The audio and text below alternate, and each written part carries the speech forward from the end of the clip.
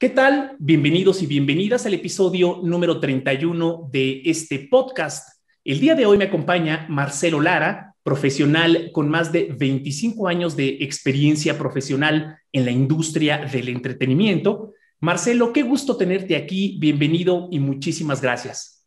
Al contrario, gracias por la invitación. Un gusto estar aquí con todos ustedes platicando pues de todo esto que ha sido mi vida en la industria de la música y del entretenimiento.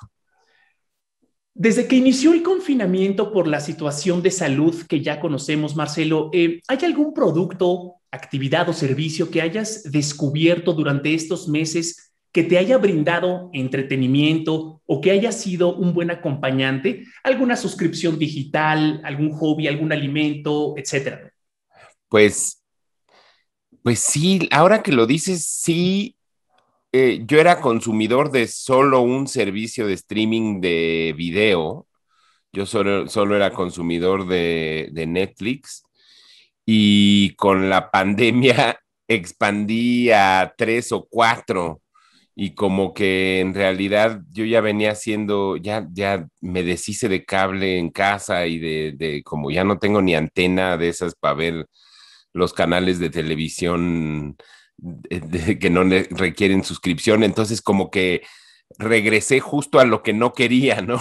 A lo de pagar un chorro de lana por muchos servicios, pero pues ni modo, le entré a varios servicios, le entré más a HBO y a Apple Plus y acabé entrándole gracias al Mandalorian a Disney Plus. Entonces ya tengo como esos cuatro y tengo también, le he estado sacando más jugo a mi suscripción de Convoy, esta estación de radio podcast y así, entonces como que he ido descubriendo mucho. Creo que lo que descubrí mucho, o más bien en la pandemia me decidí a usar por primera vez, es como escuchar un audiolibro. Nunca le había entrado, sentía que era como de vagos le escuchar un audiolibro, pero como me he estado ejercitando mucho y he estado caminando mucho, encontré que es el mejor acompañante para el ejercicio matutino. Eso o un buen podcast, que si ya venía yo entrándole a la onda del podcast, la pandemia me, como que ya de lleno, ya me volví podcast maníaco y audiolibro maníaco y como todo en mi entrada a los servicios de streaming siempre ha sido a través de los clásicos, porque no sé por qué, para entenderle mejor a las cosas, por ejemplo, cuando le entré a Spotify, escuchaba puros clásicos y escuchaba puras cosas que ya conocía. Y ahora con los audiolibros, ya empecé escuchando puros clásicos, empecé escuchando Dostoyevsky y así. Y ahora ya leí un par de novelas, bueno, no novelas, sino como libros de ficción, de no ficción en versión audiolibro. Y como he estado caminando mucho, ya llevo como cuatro o cinco audiolibros. Oye, Marcelo, y en justo en este mismo contexto de salud que ya conocemos, ¿cuál es una de las innovaciones más interesantes que has encontrado en la industria del entretenimiento? Por ejemplo, quizá la manera en la que un artista interactúa con su audiencia o algo por el estilo, ¿no? Sí, creo que del lado cuando me pongo mi sombrero del señor de la industria, porque yo afortunadamente tengo como los dos lados, ¿no? Enfrente de cámaras y detrás de cámaras. Entonces me pongo primero mi sombrero de ejecutivo y mi sombrero de Godín. Y lo más rescatable, creo, desde mi punto de vista, es como esta posibilidad de ahora sí abrazar y aceptar que el mundo ya no tiene ubicaciones. Caso más concreto, por ejemplo, jamás en la vida vuelvo a ir a una junta presencial.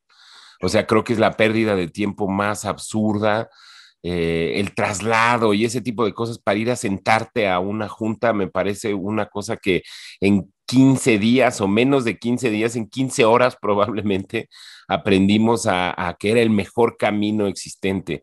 Asimismo, también como artista, eso mismo se aprendió instantáneamente. Por ejemplo, como artista no vuelvo a dar una entrevista presencial, a menos de que sea realmente muy especial y como muy, no es necesario. O sea, la tecnología dio un brinco inmediato gigantesco, entonces esta posibilidad de hacer todo a la distancia, como que rompió la idea de la localización o lo de la geolocalización de las cosas, ¿no? Por ejemplo, anoche di un show con mi banda de blues, y por primera vez en la vida con una banda que pues es mucho menor a lo que hago con Moderato.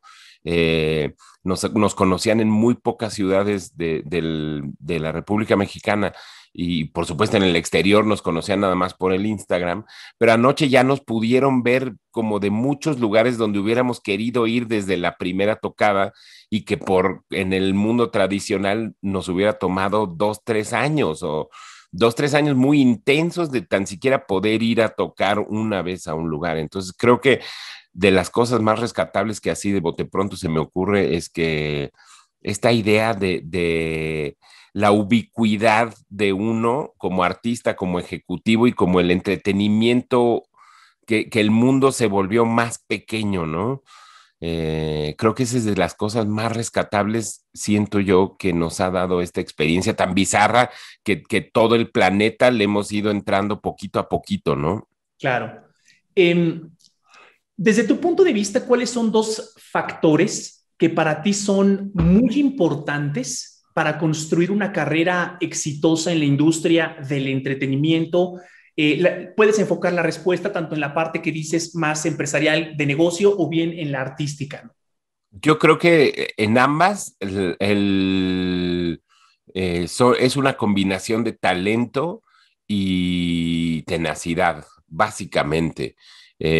Como artista te puedo decir que pues evidentemente sí necesitas tener una cierta madera y necesitas tener una cierta vocación, porque si no, no hay de dónde partir, ¿no? Y como ejecutivo también, no todo el mundo está hecho como para ser ejecutivo, no todo el mundo está hecho como para trabajar detrás de cámaras. Entonces creo que para trabajar en esta industria del entretenimiento, y tener una carrera exitosa, bueno, si entendemos el éxito como esta posibilidad de poderte dedicar a lo que se dedica uno, ¿no? No pensar en el éxito como vender muchos discos o ser muy popular o ganar mucho dinero, ¿no? Simplemente el hecho de poderte dedicar a lo que te interesa en la vida, eso para mí es el mayor de los éxitos posibles y es lo único que debería de importar cuando uno se dedica a la carrera, ¿no? Cuando uno es músico o cuando uno es artista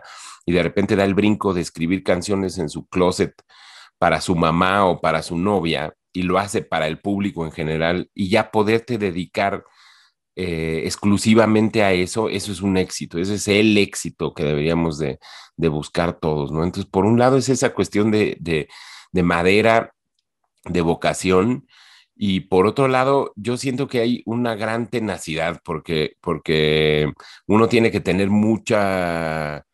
uno debe de ser como muy necio y muy necio, pero a la vez como muy paciente de poderse dedicar. Creo que esta misma situación que estamos viviendo nos ha vuelto a imponer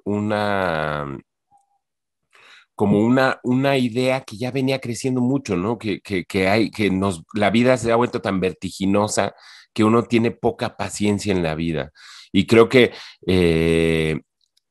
al contrario, las cuestiones técnicas y tecnológicas nos tienen que ayudar a tener mucha más paciencia. Sí, ya podemos llegar instantáneamente a muchos lugares, pero eso no significa que debamos de llegar instantáneamente a muchos lugares.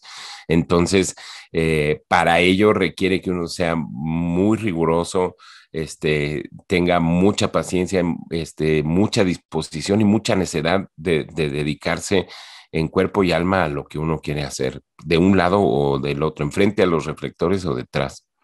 No sé si me expliqué, pero Perfectamente, te explicaste perfectamente y me gustó mucho que pusieras sobre la mesa el concepto de la paciencia porque en ciertos contextos me parece que las personas tenemos una mala relación con el tiempo en el sentido que a veces no calculamos bien cuándo tienen que suceder las cosas y nos desesperamos antes de que éstas Sí. sucedan. En tu caso, ¿cómo cultivaste la paciencia? Eh, en mi caso, siempre he sido un tipo como mucho más paciente, primero porque soy en muchos sentidos muy, ¿cómo se dice? O sea, como que me falta me falta confianza a veces, aunque no parezca, como a confianza en sí mismo. Entonces soy como muy temeroso y soy como muy, eh, a menos de que ya lo vea claro, claro, claro, no le entro a full. Entonces voy de a poquito en poquito. Entonces, para mí la paciencia siempre ha sido como una virtud o un defecto. Yo lo veía como un defecto y ahora lo entiendo como una virtud, pero siento efectivamente como que hay que tener mucha paciencia en todo lo que hace uno porque las cosas llegan cuando tienen que suceder. Mi mamá tenía esta gran frase de las cosas, lo mejor que puede suceder es lo que sucede. Entonces, no tratar de dejar que todo, no tratar de forzar que las cosas sucedan cuando uno quiere, sino que deben de suceder cuando suceden. Cuando suceden, ese es uno de los grandes secretos que solo la experiencia te da, ¿no? Porque es como ser cocinero. ¿Cómo sabes cuando una cosa está lista? Simplemente la experiencia. Entonces, hacer y hacer y hacer y hacer las cosas, la paciencia y la repetición y la tenacidad de hacer las cosas hace que sepas cuándo los momentos son los correctos. En algún momento complicado que hayas tenido en este camino para llegar a donde estás, o ha habido algún momento en donde quisiste tirar la toalla, quisiste abandonarlo todo por frustración, porque algo no resultó como esperabas? Y cómo fue que no permitiste que que ese momento o esa experiencia realmente detuviera tus aspiraciones artísticas? Sí, no, definitivamente. Uy, del lado como artista, eso sucede permanentemente, porque cuando uno es artista y trabaja con algo tan quisquilloso, intangible y ¿cómo decirlo? Tan difícil de entender como es la música y el gusto musical de la gente, entonces ahí siempre hay como cosas que te están echando para atrás generalmente, ¿no? Y es nada más una, es nada más entenderlo como tal y tratar de buscar otra salida o buscar otro camino. Eh, Otra de las cosas que he aprendido con el tiempo es que nunca hay una meta de nada en ningún momento de la vida. Creo que la única meta que tiene uno en la vida o que debería de tener uno en la vida es morirse, porque es la única certeza de que se acabó el camino, porque siempre que te encuentres con una puerta o con un camino cerrado, siempre va a haber otro camino que se te abre en algún momento. Entonces, sí no debería de pensar uno en esto como una carrera que tiene un fin, porque si es lo que quiere hacer uno en la vida, pues nunca va a dejar de hacerlo. Por más de que ya no tengas fuerzas físicas o no puedas levantarte ni de tu cama, siempre vas a estar queriendo trabajar y siempre vas a estar queriendo, por más que vendas miles de millones de discos, por más que tengas billones de streams y cosas así, que ya no necesites dinero, va a haber esta necesidad de la expresión, entonces nunca se va a acabar la carrera, ¿no? Entonces siempre va a haber algún modo de encontrar una bifurcación en el camino y a mí me ha pasado mucho, ¿no? Me pasó al principio de mi carrera, yo empecé como promotor de radio en compañías de discos y en alguna vez que trabajé en Sony ya había logrado dar el paso para ser director artístico en Sony y me echaron así al menos del mes. Y pensé que era el fin del camino, ¿no? Pero alguien me dio un trabajo mucho menor, este, en otra compañía, en Polygram, y entonces como que eso me dio otra experiencia que a la larga me ha ayudado como muchísimo más, ¿no? Entonces, lo que en ese momento para mí fue así como muy frustrante y decir, puta, pues se acabó mi carrera como ayer, al contrario, me fortaleció en un conocimiento que a la postre, con un poquito de paciencia, pude ejercer como mucho mejor. Entonces, siempre hay así, y como artista, pues, ¿qué te digo? todo el tiempo, ¿no? Una canción que no funciona, un disco que no funciona, un show que no funciona, que piensas, digo, con Moderato hemos sido muy afortunados que hemos tenido una carrera prácticamente sin obstáculos, pero en general, al ser director artístico, he tratado con muchas carreras de muchos artistas que he visto cómo las dificultades salen por todo el camino y es nada más estar pensando que el camino es el único fin, no pensar en una meta definitiva nunca más que la muerte, como ya lo dije. ¿Qué tan importante ha sido para ti tus amigos o las personas cercanas en esta evolución y en este camino que has transitado a través de los años? No, crucial, ha sido como crucial no solo tener un equipo de trabajo de mucha confianza y de haber, de, de, de poder contar con gente cercana con la que puedes entenderte laboralmente, sino también es muy necesario pues el apoyo de tu familia y el apoyo de tus amigos, ¿no? Que ese generalmente es como incondicional, pero en el término, en el ámbito de lo laboral, pues toda tu vida se va formando a partir de tus relaciones, toda tu vida personal y tu vida laboral, ¿no? Entonces, muchos de mis amigos, por ejemplo, de la infancia, son con los que, dos de mis amigos de la infancia son los con los que toco el moderato. Uno era mi vecino de calle de toda la vida y uno es mi primer compañero de grupo con el que hice mi primer grupo en sexto de primaria, ¿no? Entonces, son personas que conozco desde hace treinta y tantos años y con las que sigo ahora trabajando, ¿no? Y asimismo también me logré hacer de un par de socios amigos, de compañeros de trabajo que conocí muy temprano en mi carrera, hace como 25, 26 años, con los cuales hasta la fecha sigo trabajando y son mis socios en una compañía nueva que montamos. Y es importantísimo porque ahora sí, después de tantos años y de tanto trabajar juntos, nos tenemos una confianza ciega y eso ha facilitado mucho las cosas o facilita mucho como el delegado de funciones y el delegado de decisiones. Eh, ¿Qué consejo le darías a una persona para que pueda creer en sí misma y pueda creer en su talento, que tenga aspiraciones artísticas, para que estas dudas no limiten su camino? Yo creo que como artista, lo principal que yo he tratado de hacer con los artistas que me ha tocado o tenido la suerte de apoyar en su desarrollo y conmigo mismo, es simplemente como tratar de darles, o sea, como en que el artista encuentre este amor por lo que hace, porque al tener este amor va a encontrar como se va a quitar todas estas telarañas terribles que lo hacen dudar. Yo como artista siempre dudaba, ¿no? Y más que te digo que yo he sido así como, de repente me falla la confianza propia o el self-confidence y un artista necesita eso. Todos los artistas por naturaleza tienen mucha como autodesconfianza, pero en cuanto encuentras caminos y en cuanto encuentras muletas que te apoyan o gente que te apoya, y en cuanto sueltas y te das cuenta que no es nada más una cuestión interna, que sino debe de ser una cuestión externa, y es cuando te das cuenta que esa es la madera que tienes tú adentro, empieza a funcionar y empiezas a creer en lo que haces. Y es vital creer en lo que haces, porque si tú no crees en lo que haces, pues si tú no te la crees, nadie más te la va a creer. Entonces, para transmitir eso, tienes que creerte tú 150% en lo que haces como ejecutante, como compositor, como artista, como cantante, como actor, como cualquier cosa, inclusive como abogado o como médico, ¿no? Claro.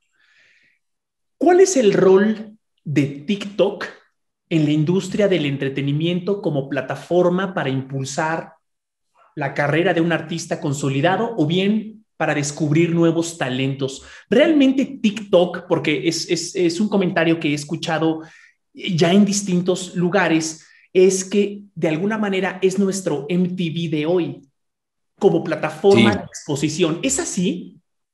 yo creo que sí, se ha vuelto en muy poquito tiempo como esta nueva manera de acceder a los contenidos o de como primer acceso a los contenidos, ¿no? O sea, si lo ves en términos de cómo ha aportado TikTok a la creación de éxitos internacionales musicales, por ejemplo, es una de las fuentes más importantes en los últimos 18 meses o 24 meses en todo el mundo. Yo creo que más que para artistas establecidos, es un nuevo medio como para artistas en desarrollo y nuevos artistas. Se ha vuelto como el semillero más importante de nuevos artistas y de nuevas canciones y de nuevos trends que de ahí brincan al mainstream de los otros medios de streaming y de los otros medios tradicionales de difusión, por ejemplo, de la música. Pero yo creo que sí en muy poquito tiempo se ha vuelto una de las plataformas más importantes para el descubrimiento de la música. Y simplemente porque esta cuestión tecnológica, justo lo leía hoy en un artículo de The New York Times muy interesante, sobre cómo ha evolucionado en los últimos 40, 50 años el consumo de la música pop y cómo inclusive la música pop en sí, las fórmulas de la música popular en sí han cambiado muchísimo simplemente por el hecho de cómo son consumidas. Entonces, en este nuevo, y bueno, este último año, año y medio de situación bizarra que estamos metidos en todo el mundo, ha catapultado esta nueva manera de cómo acceder a la música, porque tenemos múltiples distracciones, entonces nuestra atención se ve reducida y reducida y reducida, o nuestra capacidad de atención, y bueno, probablemente no nuestra, sino de los jóvenes que son los que realmente están consumiendo estos medios, se reduce y se reduce y se reduce. Entonces, por ejemplo, una canción o un éxito musical que antes se valía de un coro fuertísimo, pues ya hoy en día el coro en una canción es lo último que importa. Lo importante es como un hook. Entonces, esto ha sido más que nada exponenciado por cuestiones como TikTok, que tienen que ganarse la atención del escucha o del consumidor en menos de 30 segundos. Entonces los hooks tienen que ser instantáneos, matadores y muy recordables, lo cual para un artista ya establecido, pues es una cosa, es un lenguaje completamente ajeno, pero a un artista nuevo y para un artista que está encontrando su manera de expresarse, pues es mucho más sensato y más sencillo que le entre. Entonces creo que sí, sí se ha vuelto una de las redes más importantes para el descubrimiento de fenómenos, y no solo de fenómenos, sino de trends y de olas y de maneras de hacer las cosas en la industria de la música. En este contexto de artistas consolidados que quizá les cueste un poquito más de trabajo publicar trabajo o dominar las principales 8 redes sociales que actualmente dominan la manera en cómo nos comunicamos las personas en el mundo, ¿qué tan importante es buscar retos en nuestra carrera y salir de nuestra zona de confort? Yo creo que ese es un mito, porque uno no tiene que estar pensando en salir de su zona de confort. Ya en el momento en que lo piensas, es que ya estás hundido en tu zona de confort, ¿no? Siempre estar buscando cosas nuevas. Yo lo que siempre he tratado de mantenerme, eh, tanto como ejecutivo como músico, he tratado de estarme manteniendo al día en todas las cosas. Entonces, sé que mi zona de confort va cambiando todo el tiempo, entonces ya ni me preocupo por querer salir de ella, simplemente porque siempre estoy tratando de encontrar cosas nuevas. Entonces, más bien, yo lo que supongo que debería de funcionar más es como esta cuestión de nunca perder el hambre y nunca perder la curiosidad. soy de los de la idea de que sí, la curiosidad mató al gato, pero pues el gato siempre debe tener 9 vidas o 7 vidas o no sé cuántas son las que dice la, la, la frase, pero en el momento en que uno pierde la curiosidad y el hambre, es donde dejan de suceder las cosas. Si uno siempre tiene esta curiosidad, siempre uno quiere, aunque lo tenga todo, nunca se debe de acabar el hambre, porque el hambre es lo que mata cualquier avance y cualquier necesidad. ¿A quién consideras como uno o una de los más grandes maestros que has tenido en tu vida y qué fue lo que te enseñó? Ay, qué buena pregunta, porque nunca lo he pensado así realmente, ¿eh? Creo que, creo que de mis dos o tres grandes maestros son como, primero, en la industria, como ejecutivo, tuve un par de personas, jefes. Por ejemplo, trabajé con un jefe, que no voy a decir su nombre, pero con un señor brasileño loco, que yo siempre pensé que, que, que me dejaba hacer todo simplemente porque estaba esperando a que me equivocara y para correrme instantáneamente. Entonces vivía con la idea híjole, a la primera vez que me equivoque me van a correr. Él trabajaba a su vez con otro gran maestro que tuve, un viejo director artístico de la industria que desafortunadamente ya no está con nosotros, que se llamaba Manolo Calderón, que básicamente lo que me decía era como, tú haz lo que se te antoje. Yo sospechaba también que él quería que yo me equivocara o que echara todo a perder simplemente para quitarme de un lado. Pero al poco tiempo me di cuenta que no, que era más bien una cosa de estás en esta posición donde tienes los recursos ilimitados, aprovecha, ya es todo, echa a perder con dinero que no sea tuyo. Ya si te corren, pues encontrarás trabajo en otro lugar. Y creo que ese es como ejecutivo una de las enseñanzas más grandes, ¿no? Como trust your instincts y creen lo que sientes tú en la panza, ¿no? Si te gusta a ti, es probable que le guste a mucha más gente que piensa como tú. Entonces, tú puedes ser un muy buen parámetro. Entonces, como que esas fueron mis dos grandes enseñanzas, en la industria y la enseñanza que siempre me ha dado uno de mis socios, el señor Robbie Lear, que ha sido como tú haz, sea lo que sea, no te detengas ante nada y tú crea y busca y consigue y haz y aunque te equivoques y aunque no le sepas, aprende, tómate tu tiempo y haz como todo a tu tiempo. Esos han sido como mis grandes personajes en términos de industria. En términos de música, pues mis grandes personajes han sido las grandes carreras, o mis grandes maestros han sido las grandes carreras de los artistas que admiro. Yo soy un consumidor voraz de todo lo que tiene que ver con lo que hago, ¿no? Entonces, he aprendido muchísimo a través de los ojos de otros. Por ejemplo, ahorita estoy como tomando unas clases de cocina, y mucho de no saber nada, según yo, resulta que sí sé mucho porque he consumido muchas cosas de cocina en televisión. Entonces, simplemente por ver la vida a través de los ojos de otros, no es que ya sepa hacer las cosas, pero ya no me es tan poco familiar cuando me dicen, haz esto. Entonces, claro, esto ya vi que se hacía así, así, pero ahora hacerlo es diferente. Pero ya no voy de cero. Y como artista, siempre, te digo, consumí todo, biografías, discos, películas, todo lo que fuera relativo a un artista. Entonces así entendía de dónde venía su arte, por qué hacía las cosas de cierta manera o cómo van construyendo su carrera. Y eso me ayudó muchísimo a la hora de la hora a tomar las decisiones.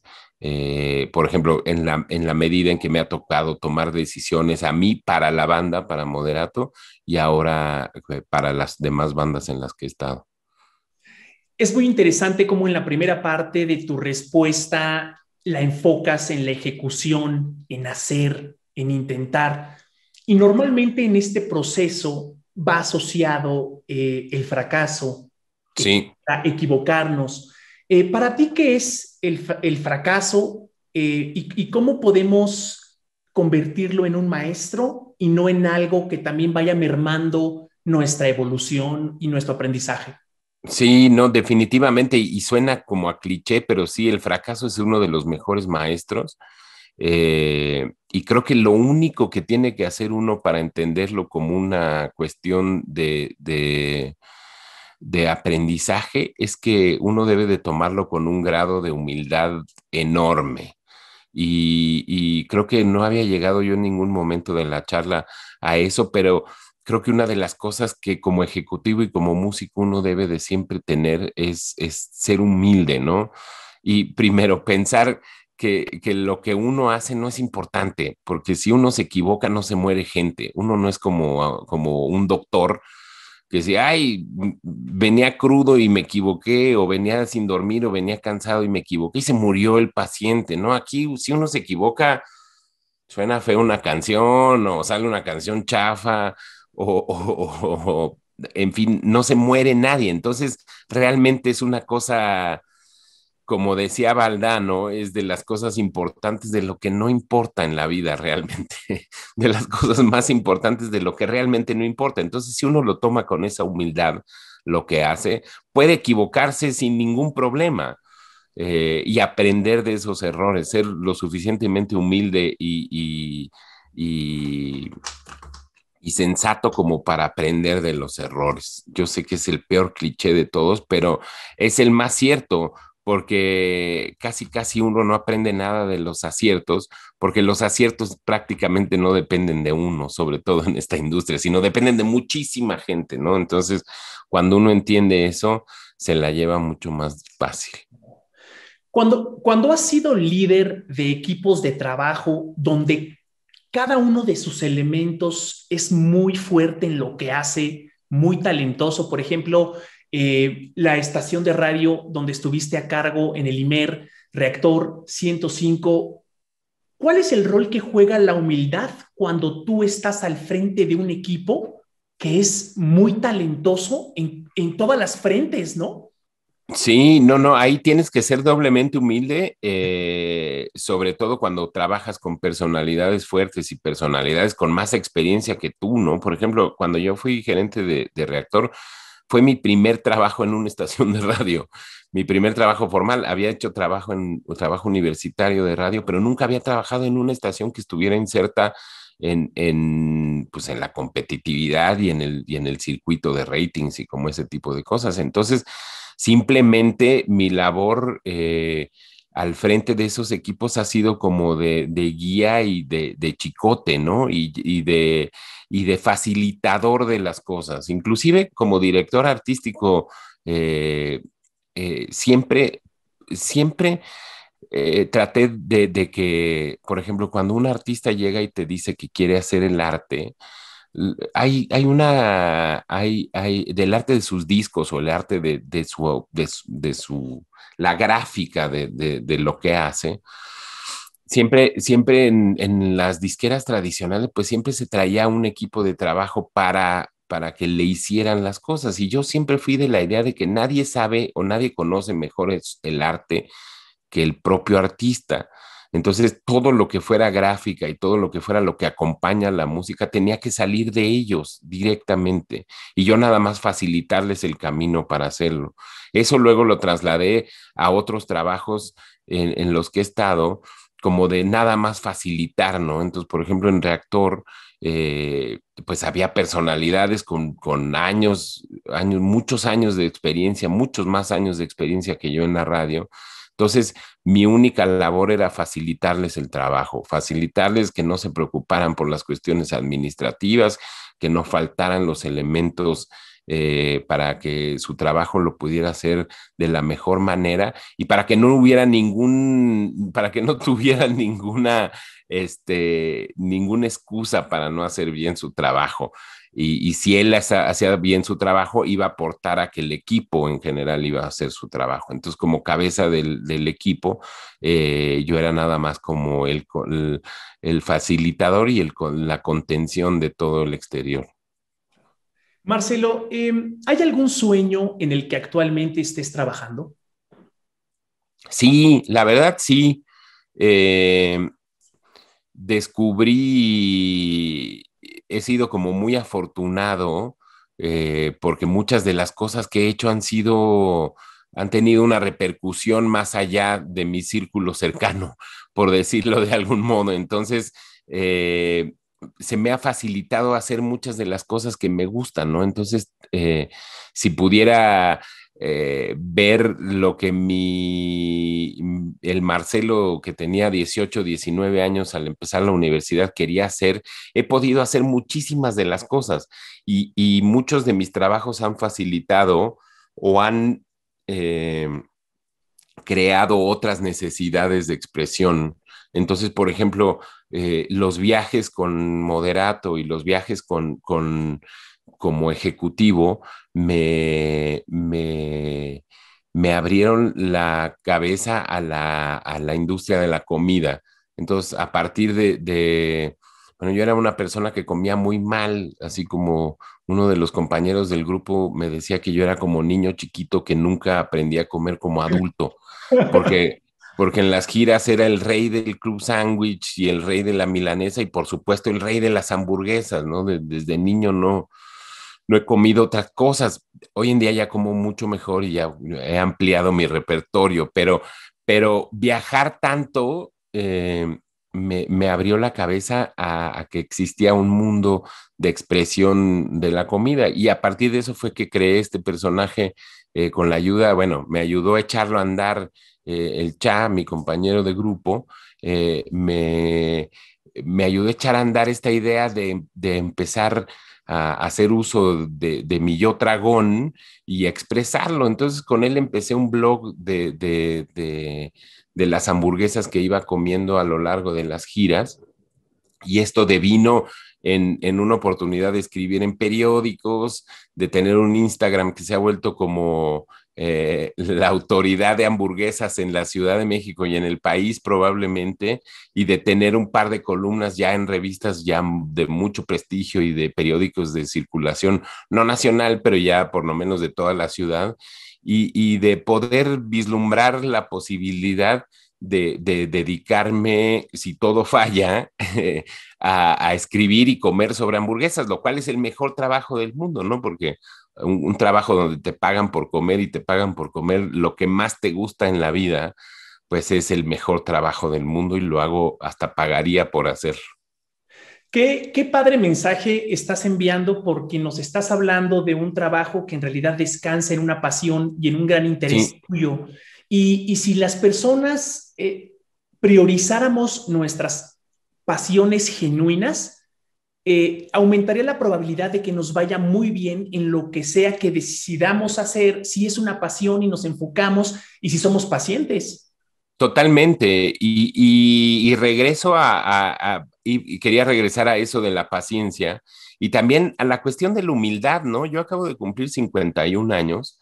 Estoy con esta idea de, te digo, tomando clases de cocina y con la mayor humildad decir, no, no sé nada, de veras no sé nada, no me la sé y quiero empezar de nuevo y de tratar de desmentir ese dicho en inglés que dice de you can't teach an old dog new tricks, de que no le puedes enseñar a un perro viejo trucos nuevos y demostrar que no, que nunca es tarde, o sea, con moderato, yo empecé con moderato cuando tenía 31, 31 años, 30 años, o sea, 30 o 31 años, ya ni me acuerdo exactamente.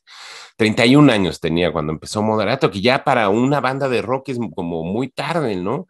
Y ahora a los 51 estoy empezando como a aprender a cocinar pensando que lo de Burgerman puede ser lo que más me gustaría estar haciendo por el resto de mi vida, o por lo menos por esta década de los 50 a los 60. Ya a los 60 probablemente descubra alguna nueva cosa que me guste y que me gustaría hacer. Entonces, hay que ser muy humilde en la vida y nunca pensar que lo que uno hace es importante, ni de que ya se la sabe, porque en el momento en que uno piensa que ya se la sabe, es cuando ya no te sabes absolutamente nada y ya te estancaste en lo que estás haciendo. Claro. ¿Cuál quisieras que fuera tu legado en esta vida? ¿Cómo quisieras que te recordara la gente y por qué el legado que vayas a mencionar, ¿no? Híjole, soy muy poco narcisista en ese sentido, entonces nunca he pensado en un legado, simplemente he pensado me gustaría que me recuerden como un tipo que le gustaba mucho lo que hacía, sea cualquiera de las 25 cosas que hacía, ¿no? Porque hoy en día, además de trabajar en una compañía propia, además de hacer lo de las hamburguesas, además de tener un grupo de blues, además de tener un grupo de rock, tengo un programa de radio semanal, escribo para revistas y demás, y estoy buscando siempre más cosas que hacer. Entonces me gustaría ser recordado como alguien que, que, que podía, que no se sentaba y que podía hacer lo que se le antojaba en la vida, ¿no? Ese quizá es lo único que me gustaría que con lo que me recordaran. Soy demasiado humilde y demasiado poco narciso como para pensar en un legado, y menos porque todavía no tengo hijos. Me gustaría tener un hijo como para poderle dejar todo un legado, pero no han llegado aún. Claro. Bueno, así es como empezamos a entrar ya en la recta final. Si me lo permites, dos preguntas más. Quisiera ser Seguro. respetuoso con tu tiempo. De manera general, ¿nos podrías compartir qué es De Gira y cuál es su objetivo de existir? Sí. De Gira es una compañía que formamos tres socios que nos conocimos hace 26 años ya. Nos conocimos trabajando en Polygram, nos tocó la fortuna de trabajar juntos ahí y desarrollar primero un sello que se llamaba Discos Manicomio, donde firmamos como a 4 o 5 artistas de esa oleada de los 90s de rock en español: Control Machete, La Gusana Ciega, Resorte, Los Estrambóticos y demás.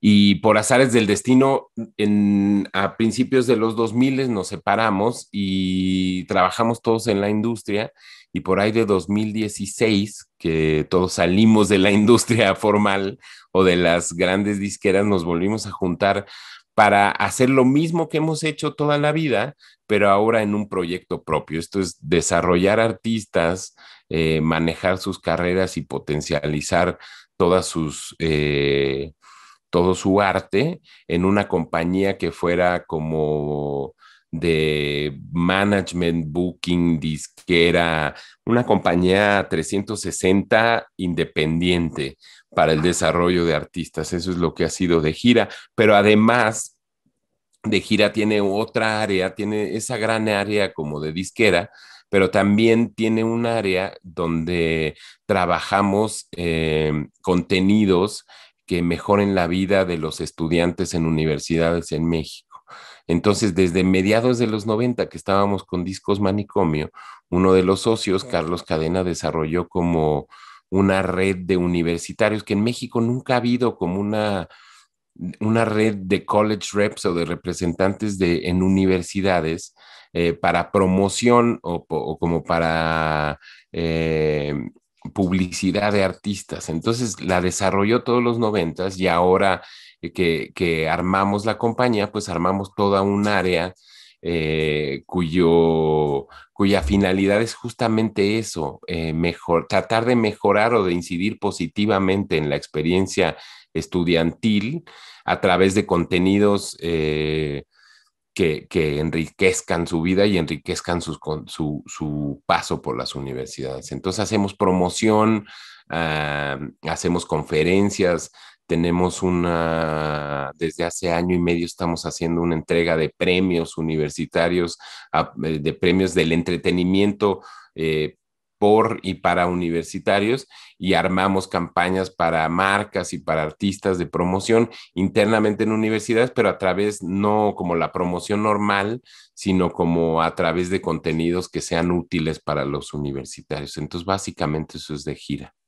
Qué interesante. ¿Cómo se pueden poner en contacto con ustedes para aprovechar o acceder a estos contenidos o para presentarse artísticamente con ustedes, etcétera. Sí, estamos en todas las redes sociales como de Gira MX. Revisamos directamente todos los mensajes que nos llegan ahí. Nosotros, todos los que trabajamos ahí, que somos poca gente, estamos en Facebook, en Twitter, en YouTube, en LinkedIn, en Twitch, en Instagram, en todas las redes sociales estamos como de Gira MX y a través de ahí pueden acceder a todos nuestros contenidos y a través de ahí se pueden comunicar directamente con nosotros. Excelente. Marcelo, ¿hay alguna manera en la que podamos apoyarte en algún proyecto que tengas, algo que podamos hacer por ti? Pues nada más con difundir estas pláticas, a mí me encanta como para que la gente acceda a otro punto de vista, le interese o no, pero creo que es interesante siempre conocer la experiencia de alguien que por lo menos lleva un rato más que uno en la industria. Bueno, Marcelo, muchísimas gracias por darte el tiempo de platicar conmigo. Estoy muy agradecido y aprendimos mucho de toda tu trayectoria, de tus recomendaciones y de perspectivas sobre la humildad, el fracaso, la paciencia, etcétera. Muchas Al gracias. contrario, muchas gracias a ti por la invitación y siempre un gusto de venir a platicar. Es como lo decimos medio en broma con Moderato, pero platicar de uno siempre es terapéutico. Quiera uno o no, no hay nada mejor que estar hablando una hora de uno. Es que ya tienes una carrera muy amplia y creo que podemos aprender o nos podemos inspirar del camino de personas que ya nos llevan mucho camino recorrido y es una manera también de aprender de sus errores, Claro, sus recomendaciones. sin duda, siempre es bueno ver qué ha hecho alguien para saber qué hacer o qué no hacer con su carrera en algún momento. Te mando un gran abrazo y espero que Igualmente, tanto tú como tus seres queridos estén muy bien en todo el entorno en el que vivimos. Muchísimas gracias. igualmente, muchísimas gracias por la invitación hoy. Espero que hayan disfrutado de esta entrevista. Si desean saber más sobre la pasión aplicada a los negocios y los errores más comunes que cometen las personas que ya tienen un negocio o bien que están por emprender uno nuevo, los invito a ver este video. Abajo también encontrarán la liga o en mi perfil. Gracias y hasta pronto.